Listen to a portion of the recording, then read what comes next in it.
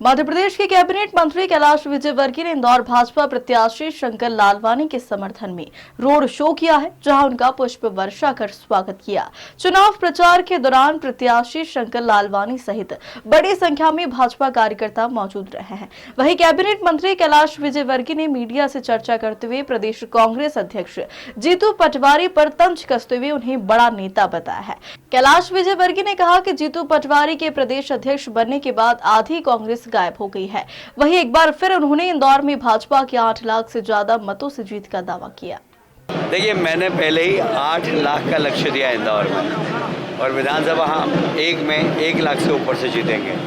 अब 1 लाख से ऊपर कितना होता है? 1.5 भी हो सकता है, 2 भी हो सकता है। इसलिए 1 लाख से तो ऊपर से हम जीतेंगे ही, और पूरे लोकसभा में हम 8 लाख से ऊपर से जीतेंगे। ये हमारा टारगेट है, और मुझे लगता है कि कार्यकर्ताओं में भी उत्साह है, जनता में भी उत्साह है। लोग मोदी जी को एक बार फिर से तीसरी बार प्रधानमंत्री के रूप में देखना चाहते हैं, और देश जिस प्रकार उनके नेतृत्व में प्रगति कर रहा है, तो आज हर देशवासी ये चाहता है कि भारत को अगर कोई आगे बढ़ा सकता है तो नरेंद्र मोदी।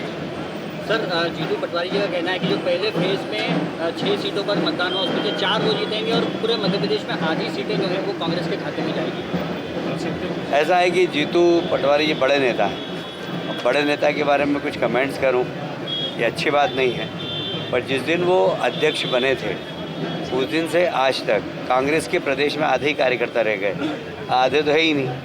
तो जब कार्यकर्ता ही नहीं उनके पास तो कैसे जीतेंगे?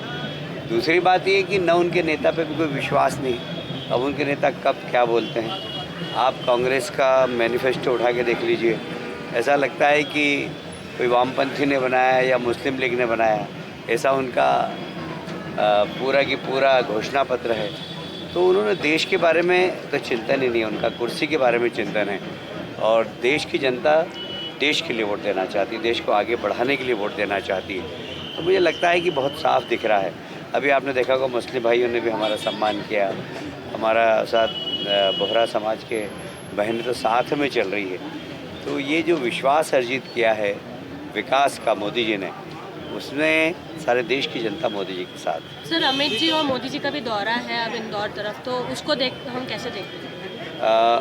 अभी डेट तो डिक्लेयर नहीं, पर धार में ज़रूर अभी 27 तारीख को प्रधानमंत्री जी की सभा है, वहाँ से मिली है। मैं उसी सिलसिले में भी धार ही जा रहा हूँ, क्योंकि वहाँ बैठक लेना है, प्रधानमंत्री जी की सभा की तैयारियाँ करवाना है, और वहाँ पर भी 24-25 तारीख को फॉर्म भरा जाएगा।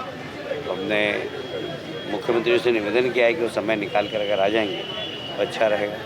तो मुख्यमंत्री जी 25 तारीख को इंदौर, धार, झाबुआ तीनों ही स्थानों पर फॉर्म भरने के लिए हमने उनसे आगे। वहाँ के आंकड़े कितने पक्ष में लगे? वहाँ पर भी भारतीय जनता पार्टी जीतेगी और हम रिकॉर्ड बनाएंगे।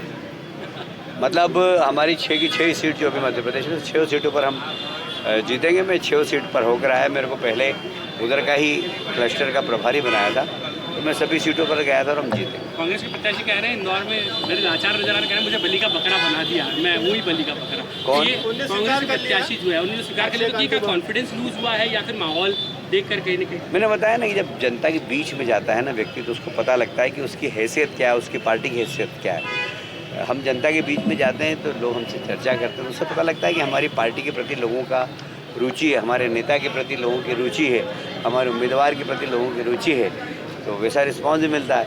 अब देखिए, ये वार्ड हमारे लिए बड़ा टफेस्ट वार्ड है, और यहाँ पर भी आपने देखा कि बड़ा स्नेह प्यार मिला लोगों का, और हर वर्ग के लोगों ने हमें प्यार दिया है, चाहे बोहरा समाज के लोग हैं, चाहे मुस्लिम समाज के लोग हैं, सबने हमारा स्वागत किया है। तो ये जो काम को सलाम करना इस देश के स्वभाव में है, तो मुझे लगता है कि हमने काम किया है, और काम की अपेक्षा भी हमसे ही है लोगों। कांतिलाल भूरिया जी का कहना है कि जो भाजपा प्रत्याशी है वो हार के डर से बौखला रहे हैं और सीटें लाकर भाजपा आरक्षण को खत्म करना चाहती है।